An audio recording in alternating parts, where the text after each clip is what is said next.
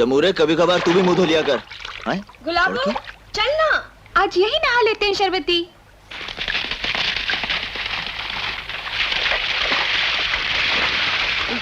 गुलाबो, वो आदमी कौन आदमी? कहाँ?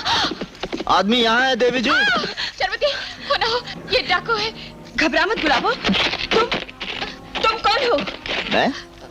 मैं आदमी हूँ। आदमी?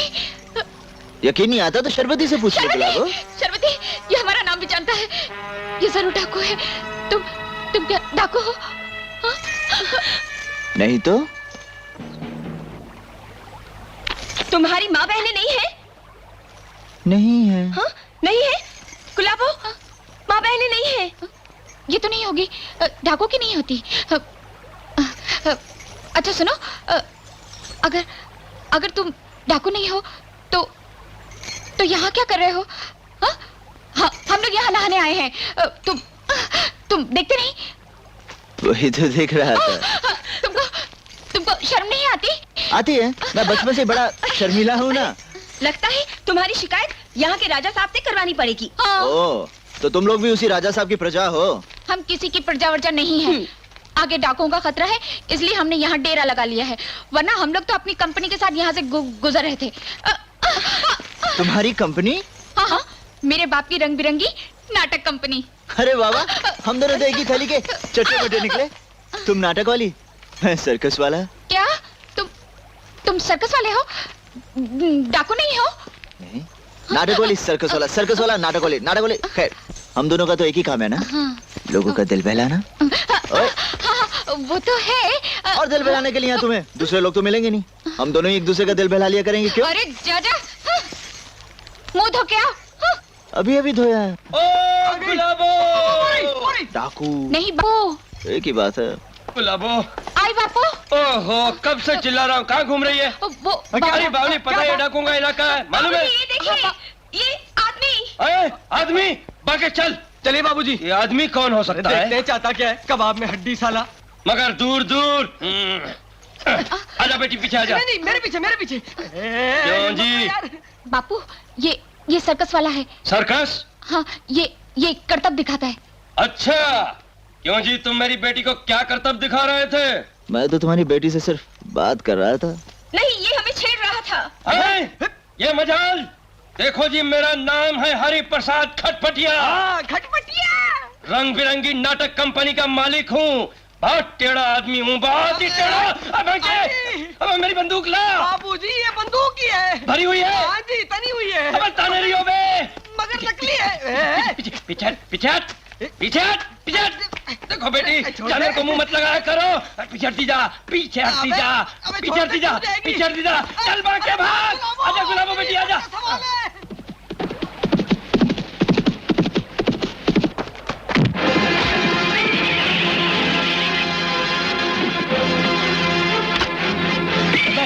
राजा साहब के पास चल। फिर वही राजा साहब? अरे मैं तो बेचैन हूँ राजा साहब से मिलने। तुझे उन्हीं के पास पहुंचाने आया हूँ बेटे। ठीक है दोस्त, आखिर तुम लोग दोस्ती निकले।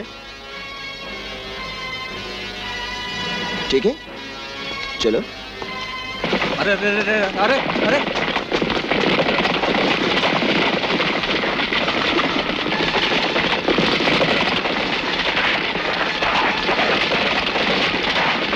बच्चूलाल जी, चाय बना के रखना, मैं आ रहा हूँ।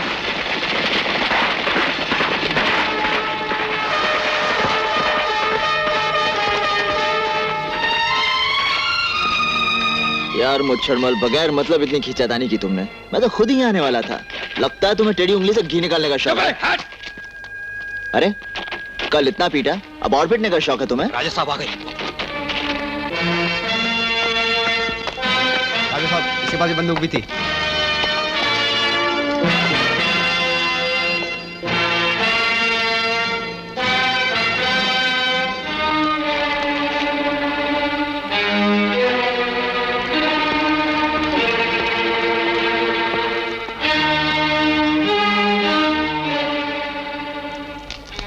रूपचंद, यही फौज तैयार की है तुमने जोगी ठाकुर को मारने के लिए?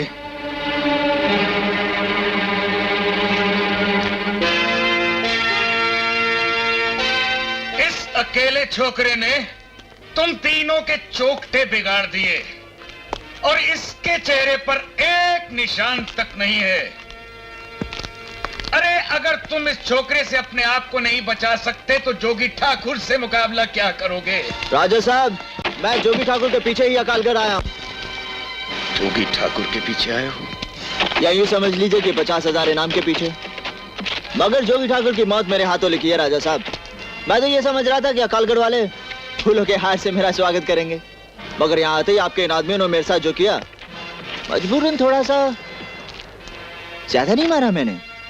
और इन 3 चूहों को मार कर तुम अपने आप को सूरमा समझने लगे हो? पहले मेरे आदमी तुम्हारी हड्डियां नरम कर दें, उसके बाद मैं तुमसे बात करूंगा। भैरव,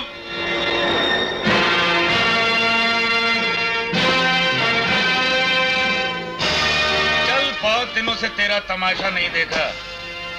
राजा साहब, मैं आपके इस आदमी से लड़ने को तैयार हूं, मगर बस इतनी सी देर में सारी सुरमाई निकल गई? हाँ? ये बात नहीं है राजा साहब। हर लड़ाई के कुछ तरीके, कुछ उसूल होते हैं। मैं बस ये जानना चाहता था कि इस लड़ाई के क्या उसूल, क्या तरीके होंगे। यानी कि अगर हम दोनों इतने सामने आ जाएं, तो क्या मैं ऐसे मार सकता हूं? और अगर वो झुक गया तो क्या मैं ऐसे मार सकता हूं? और अगर वो फिर भी ना गिरा तो क्या मैं लात मार सकता हूं? और एक बात और है राजा साहब, पेट पे ऐसा मारना कहीं फॉल तो नहीं? और पीठ पे कुनी मार दिया तो? और मुंह पे लात मार दी तो कहीं फॉल तो नहीं? बस यही पूछना चाहता था राजा साहब। क्या नाम है तुम्हारा? छी, दारा। बनवारी, इसकी बंदूक इसे वापस कर दो। आंखों से मुकाबला हाथों से नहीं, बंदूक से किया जाता है।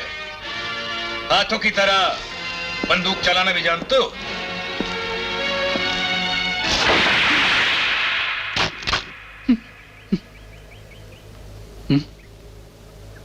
तुम अकालगढ़ में रह सकते हो। अगर तुमने जोगी ठाकुर को मार दिया तो सरकार से तो 50,000 मिलेंगे ही, हम भी इनाम देंगे। राजा साहब, आप भरोसा रखिए, जब तक मैं अकालगढ़ में हूं, जोगी ठाकुर को कोई और दूसरा नहीं मार सकता। ये राजा साहब के आदमी है। दीदी, दीदी, दीदी, दीदी। संभाल के। बिल्लू बेटे, क्या कर रहा है?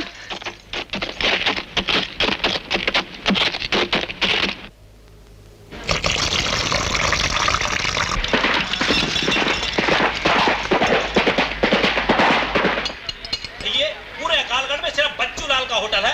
कसम उड़ान झल्ले की कोई दूसरा मिल जाए तो नीचे से निकल जाऊंगा। भाई ये कमरा है और कसम उड़ान झल्ले की बिल्कुल खाली। मगर तुम ये बताओ कि कितने दिन रहोगे, तो मैं ये बताऊं कि पैसे कितने होंगे।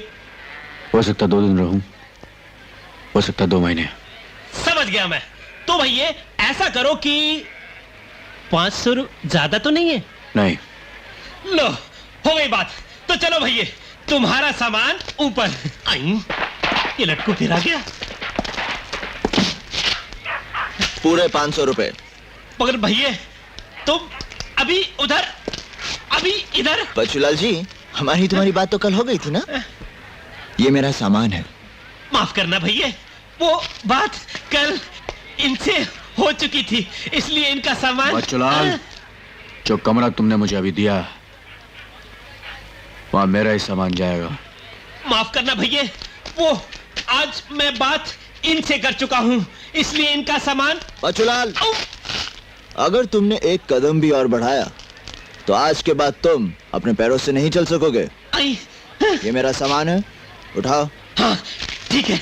बच्चूलाल, अगर तुम्हारे दोनों हाथ टूट गए है?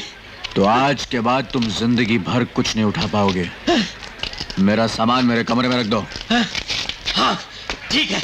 बच्चूलाल, कसम उड़ान झल्ले की, इधर कुआं है, उधर खाई है, करूं तो क्या करूं? हाथ भी प्यारे, पैर भी प्यारे।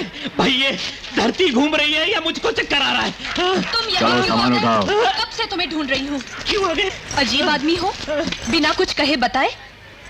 यह है तुम्हारा सामान, बिल्लू उठा ले। देखो, तुम हमारे साथ आए हो, कहीं और कैसे ठहर सकते हो? हमारे गांव में ऐसा नहीं होता। चलो।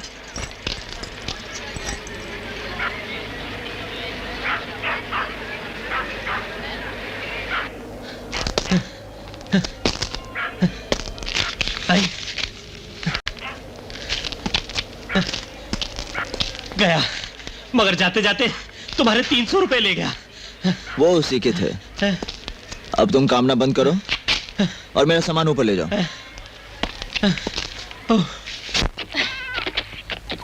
आओ बिल्लू, ऐसा करना, ऊपर के कमरे का ताला खोलो और ये सब सामान अंदर रख दो। देखो,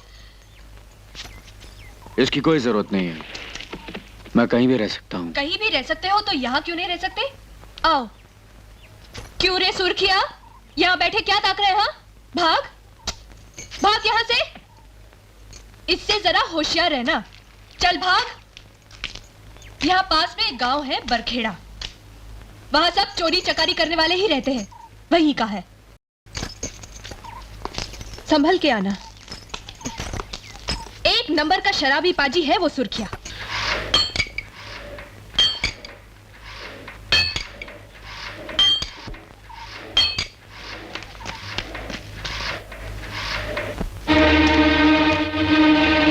तुम हमका बताई के बहुत अच्छा किए डमरू, पर एक बात हमऊ बताई दे कि करनैल जरनैल जौन है कौन गिनती में है। ससुरी हर बाल भी का नहीं कर सकत है। पूछो पूछो काहे जोगी ठाकुर? एक दिन हम जेल की कुटरिया में सोवत रहे। हम सपने में का देखा था कि एक देवी माता आके खड़ी है। हम गए, माता